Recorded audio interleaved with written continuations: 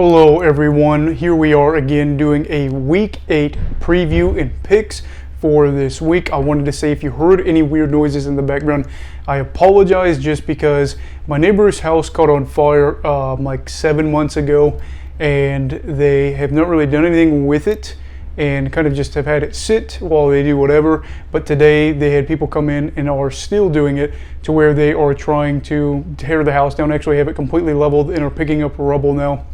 So if there's any loud noises, it's because they're just moving all that rubble.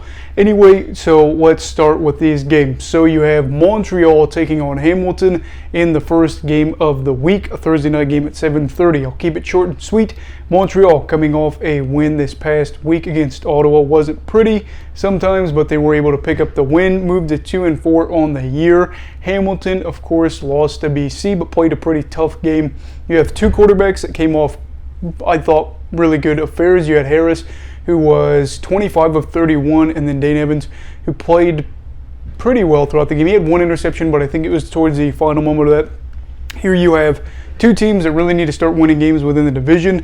This is going to be tough. You have Vernon Adams Jr. down because he's on a one-game injured list, and you're hoping that nobody gets hurt. All in all, for this one, I would think that Montreal could take it, but I also think Hamilton could take it, which is why I'm picking them to win. It's at home for them. They played good throughout the year, played well throughout the year, and then had some bad results because of turnovers towards the back end. If they avoid that, then I think they should be able to win this. And then the Friday night game, BC at Saskatchewan. The Lions coming off a win, the Rough Riders coming off 2 losses in a row to the Toronto Argonauts, but both of those had to do with Fajardo's health, in my opinion.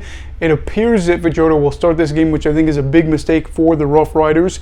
If they would just keep resting him and then let him go into the bye week, I think that would have been the smart thing to do, but the Rough Riders will not do that, and that means we could possibly see Fajardo play banged up still. Have no idea what his health is, so who knows, or maybe they'll just bench him before the game. But BC had a tough one against Hamilton and will face a Saskatchewan team that is looking to get back in the win column. This should be a good game, I'm hoping, and I hope, again, nobody gets hurt. I am going to be picking, though, the BC Lions to win this game. I don't necessarily think Fajardo will start, but if he does, the Lions were able to hang with the Blue Bombers, and I think in this case you have a depleted roster at this point for Saskatchewan before their bye, still dealing with the dings and the bruises, all that good stuff. So I imagine the Lions could be able to go into Saskatchewan and steal a game out of Mosaic. Don't know if they will. I think this one could be a close one as well, but for Work and Co, this should be a good test on the West scale. Then you have the Saturday game, which could be the best game of the week. You have the Winnipeg Blue Bombers visiting the Calgary Stampeders.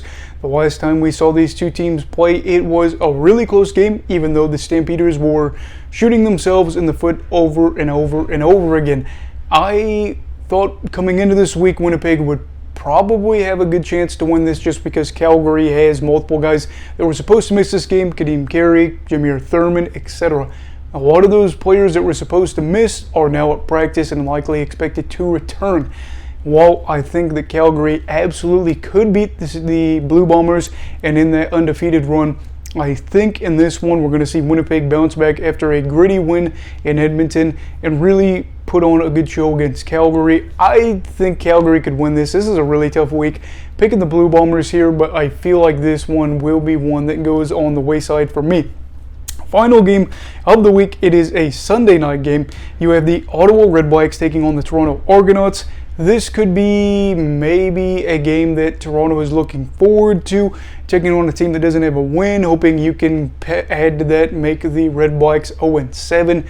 McLeod Bethel Thompson playing a team that has really had trouble at times, allowing plays and allowing touchdown passes. So this could be a big game for the Argonauts, who are now 3-2 to move to 4-2, and again, put themselves in a good spot to win the East. Ottawa, in the meantime, will have to decide whether or not they're going to be throwing out Caleb Evans or Nick Arbuckle. I don't know who I'd put out there. I like the idea of developing Evans, but I also think that Arbuckle is a guy that has not really had a great chance since he left Calgary. So we'll have to watch out for that. And I think the big thing here is going to be whether or not McLeod Bethel-Thompson could have a good game against a team that has had points where they've allowed some big plays and allowed those touchdowns, like I said. So for this game, I would imagine it should be a close one again. All these games are so hard to pick this week, and I apologize for making this so quick. I don't want you to have to, be stuck listening to that noise out there. But for this one, I'm going to be picking the Argonauts. Very tough here. I could see them having a stinker and then still, winning this game, or I could see them just playing bad in general and losing to Ottawa. Not sure how it'll go. But we have interdivisional play, or in-divisional play now, and I think this is where we're going to see the best and the most intense games of the year. What are your picks for the week? Let me know down below in the comments. Please make sure to like this video and subscribe if you are new. Everybody, stay safe. Have a great night.